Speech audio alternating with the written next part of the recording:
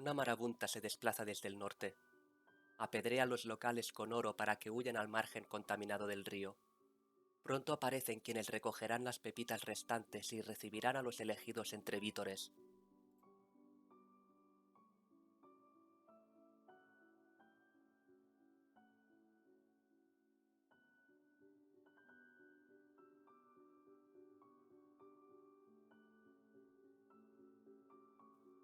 Actualmente los problemas de acceso a la vivienda y la inseguridad residencial están entre las principales preocupaciones para la sociedad española, especialmente en las grandes ciudades, ya que los precios, sobre todo de alquiler, han experimentado un crecimiento continuo desde 2014.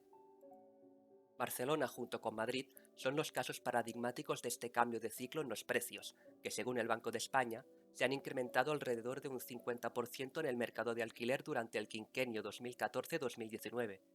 Este aumento ha obligado a la población arrendataria a destinar una proporción creciente de sus ingresos al pago de la vivienda. A este fenómeno se une, además, la turistificación de las ciudades, que no solo repercute en la especialización en determinadas actividades económicas, sino que también contribuye a tensionar el mercado de la vivienda por el cambio de una parte del stock a uso turístico, un proceso potenciado por las plataformas electrónicas de alquiler turístico. Aparte de los turistas, otro colectivo caracterizado también por su estancia especialmente transitoria son los denominados nómadas digitales, individuos cuya actividad profesional no está vinculada a un lugar en particular y que muestran un nivel de transitoriedad muy elevado.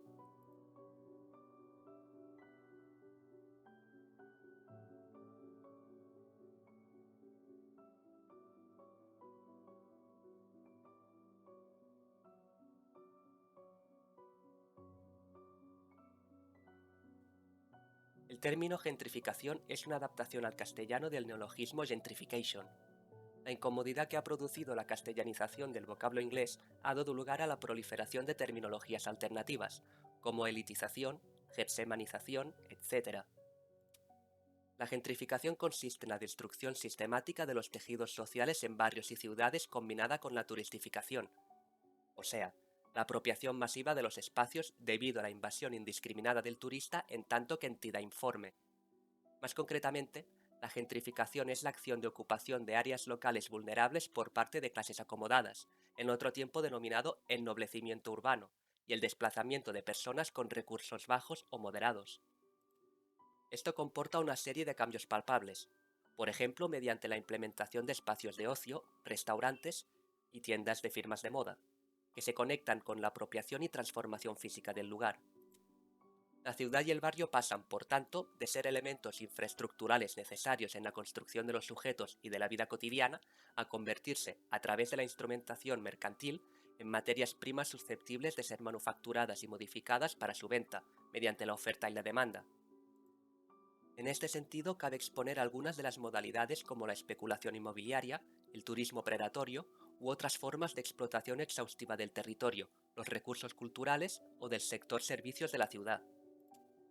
No obstante, entender que la lógica de la gentrificación cuenta con una cierta extensión en la actualidad implica también entender que no tiene que producirse necesariamente, o que puede adoptar una gran diversidad de formas en distintos contextos. Puede implantarse de forma difusa, constante y difícilmente perceptible en las fronteras sociales de un territorio urbano amplio, o bien de manera concentrada en enclaves particulares, dando lugar a cambios radicales con un resultado estético diverso. Puede darse de manera muy dilatada en el tiempo, siendo necesario abordar una porción importante de la historia urbana de una ciudad para detectarla, o bien no producirse en absoluto. En resumidas cuentas, hay cuatro condiciones para hablar de gentrificación que son la existencia de una reinversión del capital, la llegada de agentes con mayor capacidad económica, los cambios de usos y del paisaje urbano, y el desplazamiento directo o indirecto de la población.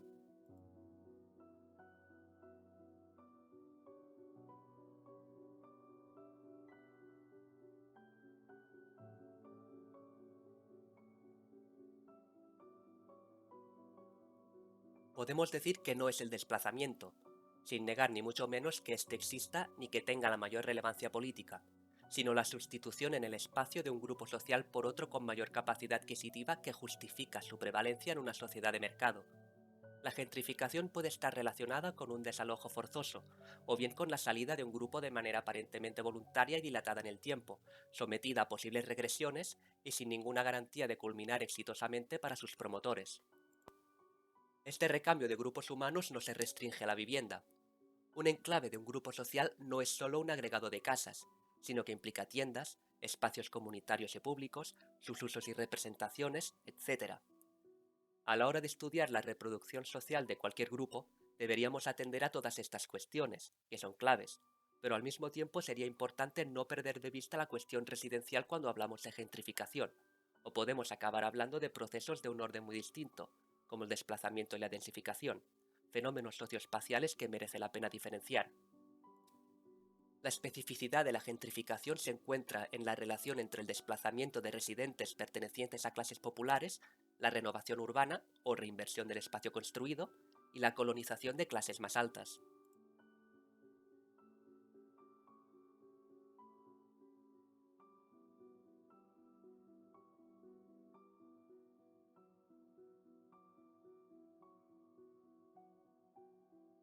Desde una perspectiva basada en la economía política, habría que atender a las lógicas dominantes de asignación de usos del suelo.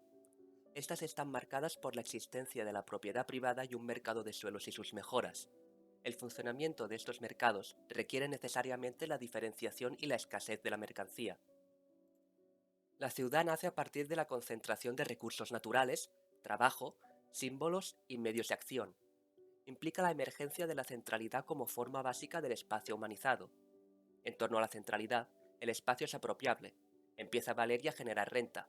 Se compra y se vende en relación con la posibilidad de su capitalización. La extracción de renta puede actuar entonces como un regulador de los usos del suelo. Esta centralidad cambia, se desplaza y se multiplica generando cambios en la estructura social de la ciudad. De esta manera, los hogares con mayor poder adquisitivo pueden hacer una mayor puja por las posiciones privilegiadas, mientras que los que menos tienen no pueden elegir o se ven expulsados del mercado formalizado. El hecho de que las decisiones de localización no tengan que ver solo con la vivienda, sino también con quién vive alrededor, implica que la estructura de precios y de grupos humanos adquiera el carácter de nichos o barrios. Las grandes inversiones en desarrollo urbano, incluida la reconversión o reestructuración de piezas preexistentes del tejido de la ciudad, aunque puedan suponer una diversidad de intereses políticos, requieren de la generación de beneficios económicos que justifiquen la propia inversión. Esto implica los procesos desarrollados por promotores privados, pero también a los agentes públicos, subordinados irremediablemente a la búsqueda de rentabilidad. De esta manera, la valorización de estas piezas del tejido urbano debe encontrar finalmente un consumidor solvente, que por lo general es de un estatus social distinto del que existía previamente. Por último, el desarrollo de procesos de valorización y desvalorización del espacio es parte de la historia urbana de cualquier gran ciudad contemporánea. Si bien la desvalorización es una consecuencia inevitable del uso del espacio construido, muy a menudo forma parte de estrategias especulativas, de igual manera que las de valorización del espacio. Los procesos de valorización y desvalorización del espacio, de creación de centralidad y periferias, implican cambios en la estructura de usos y significativamente en la ubicación de grupos humanos con distintas posiciones sociales en la estratificación de la sociedad. Hay la tendencia del suelo y la vivienda a funcionar como activos financieros productores de renta. En concreto, el desarrollo de economías turísticas urbanas en grandes ámbitos de la Europa del Sur y América Latina ha incentivado los procesos de valorización de áreas históricas y la creación de nuevos enclaves de centralidad relacionados con el consumo ocioso.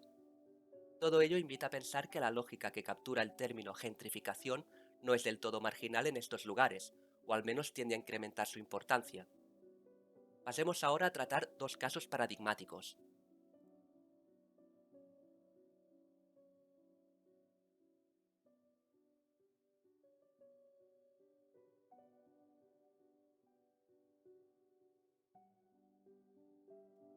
Barcelona se está constituyendo como un destacado centro del sur de Europa para las inversiones en el ámbito de las nuevas tecnologías y la creación de startups. Ello está comportando la llegada de población con niveles de cualificación cada vez más elevados y de ingresos medios y altos. Dicho de otra manera, la ciudad se ha especializado en la atracción de población cualificada internacional. San Antonio ha adquirido una fuerte carga simbólica dentro de la ciudad. Su localización en el centro de la urbe, las características de su parque de viviendas con pisos grandes, a menudo en régimen de alquiler en fincas de propiedad vertical, y la aparición de los fondos de inversión internacionales que buscan nuevos activos para incorporar al mercado residencial y turístico, lo han convertido en un espacio cada vez más atractivo. Veamos a continuación algunos datos relevantes. Un alquiler medio en San Antonio ha pasado de costar 693 euros al mes al inicio de 2014 a 986 euros a comienzos de 2019. Por otro lado, el 43,9% de la población del barrio residía bajo régimen de alquiler, el 58,3% de la población de 25 a 49 años, un 6% más que en el resto de la ciudad. Más de la mitad de las entradas al barrio se concentra en la franja de edad de adultos jóvenes, de 25 a 39 años de edad, en detrimento de las entradas de población infantil y de mayores de 65 años. Una población con un elevado nivel de instrucción por encima de la media de Barcelona y que ha ido en aumento a lo largo de la década. En 2018, el 39,4% de las entradas al barrio de población de más de 25 años corresponde a personas nacidas en el extranjero con estudios universitarios, mientras que en 2011 estas representaban el 24,7%. La intensidad de la movilidad residencial hacia otros municipios de la provincia de Barcelona se ha incrementado en un 9%. El peso de los movimientos que abandonan la ciudad central ha aumentado un 11% en la población española sin estudios universitarios. Estos movimientos apenas han aumentado 4 puntos porcentuales, 22,7% en el último periodo, para la población con estudios universitarios. El seguimiento de las generaciones entre 2013 y 2018 permite identificar un intenso reemplazo generacional y de origen. Detrás de este dato no solo se esconde un proceso de reemplazo generacional, sino también de estatus socioeconómico. Pese al incremento de la población adulta, la población infantil de 0 a 9 años en 2013 se ha reducido en un 6,3% en dicho quinquenio.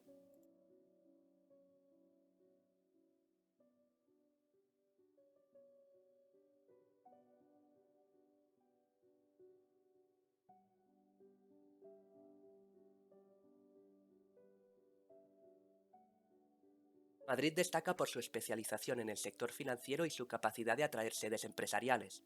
Los flujos de población española con alto nivel de instrucción no han hecho más que crecer en los últimos años. El proceso de globalización ha afianzado la posición de Madrid en la jerarquía europea y mundial de ciudades globales, incrementando la presencia de sedes corporativas en su tejido urbano, convirtiéndose en un espacio de atracción de profesionales cualificados y turistas, tanto de España como del resto del mundo, y constituyéndose como sede principal de las grandes multinacionales españolas que operan en América Latina. La ciudad constituye en la actualidad una de las ciudades con mayor segregación residencial de la Unión Europea. Uno de los principales problemas a los que tuvieron que enfrentarse los emergentes ayuntamientos municipales de Madrid con la llegada de la democracia fue la rehabilitación del centro, muy abandonado hasta ese momento y sometido a un fuerte proceso de terciarización, es decir, transformación de las economías como consecuencia del crecimiento de la importancia de los servicios y de envejecimiento de la población. Un ejemplo representativo de los procesos de regeneración urbana que se implementaron a partir de entonces en Madrid es el caso de Lavapiés. El barrio se ha caracterizado por ser uno de los principales lugares de destino de los inmigrantes que llegan a Madrid, procedente primero de zonas rurales del país y a partir de los años 90 del extranjero, factor que le confiere un marcado carácter multicultural que se mantiene en la actualidad. El cambio social que conllevó la transformación de Lavapiés se advierte a partir de los cambios observados en los ámbitos educativo y laboral. El progreso formativo de los vecinos de Lavapiés se refleja, en primer lugar, en el avance de los titulados superiores. Mientras tanto, la población sin estudios se reduce a menos de la mitad a lo largo de este periodo. Los datos revelan la emergencia de una nueva burbuja inmobiliaria, agudizada en el caso de la vivienda de alquiler en el centro de la capital desde 2015. Junto a la elitización del distrito, la dinámica alcista se explica debido a la turistificación del centro histórico.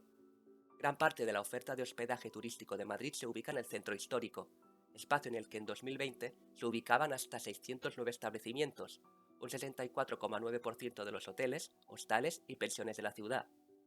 Junto a las modalidades de hospedaje tradicional, el avance de la turistificación en Madrid se debe fundamentalmente al rápido crecimiento de las viviendas de uso turístico. El ambiente diverso, cultural y cool de Lavapiés da lugar a que el barrio sea el entorno con más anuncios publicados de la ciudad en Airbnb. En el caso de Lavapiés, el avance de las tendencias de gentrificación y turistificación ha incentivado la desaparición de muchos de los comercios tradicionales establecidos en el barrio. En paralelo, se observa un fuerte crecimiento de la oferta de servicios relacionados con el ocio, la hostelería y de otros servicios orientados a los turistas que visitan el barrio. A los gastos relacionados con la vivienda y su mantenimiento, al menos un 41,7% de los mayores de 65 años de la ciudad de Madrid sufría en 2020 cierta dificultad económica para llegar a fin de mes, y se le unen otros efectos derivados de la transformación social y comercial de los entornos afectados por estos procesos, como la pérdida de redes sociales y vecinales de referencia. En el caso de Lavapiés, la inmigración sigue representando el 28,07% de la población del barrio en la actualidad, pero esto se debe, fundamentalmente, al avance de los inmigrantes procedentes de economías avanzadas. Mientras tanto, los inmigrantes procedentes de países de América Latina y China han descendido significativamente en los últimos años.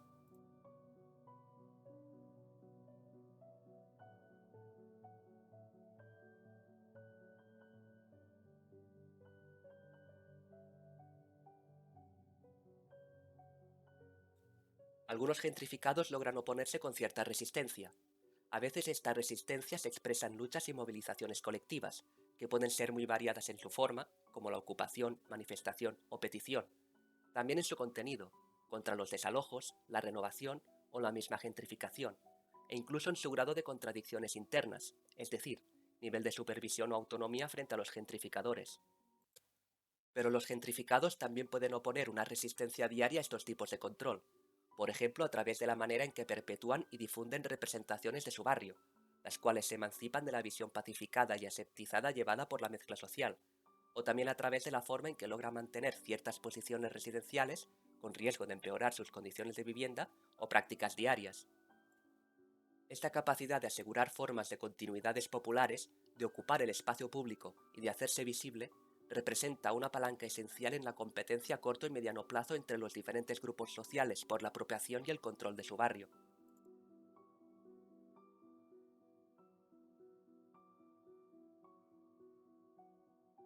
La carcoma de lujo se ha sentado. Las calles rebosan de cabecitas que tintinean al mismo ritmo. Son escaparates, rehabilitaciones estéticas ocultando un mar estancado.